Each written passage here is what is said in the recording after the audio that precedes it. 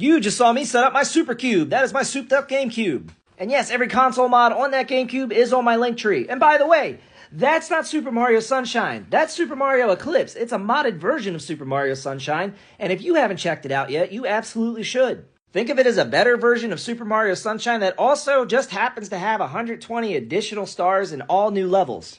Absolutely check this out. You can play it on original hardware as I have back there, or you can play it via emulation.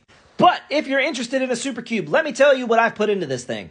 Number one, if you want the best picture out of your GameCube, you kind of have to go with component cables. There are HDMI options for the GameCube that can get you 480p, but I'm not going to lie, they're not the cheapest things out there. I have some aftermarket component cables running to a RetroTink 5X, and I'm not going to lie, that is the 480p image upscaled to 1080p. It looks absolutely beautiful. I've said it before, you do not need to go all out and get the most expensive upscaler you can find. The RetroTink 5X and the RetroTink 4K are very expensive options. There are cheaper options available that will get you a pretty damn good looking picture on an HD TV, especially when paired with component cables.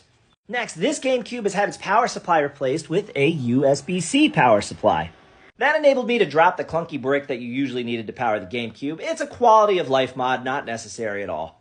Next, I have an optical drive emulator in here called the GC Loader. Up until a few months ago, the GC Loader was the best optical drive emulator for the GameCube, but that's changed. The flippy drive came out of nowhere and basically offers the same level of quality that the GC Loader does, and it spares your optical drive, and it's about $60 cheaper. Now, of course, the flippy drive is in limited quantity because right now there's only one producer of the flippy drive, but if you can get your hands on it, it is the best option for the optical drive emulation on a GameCube.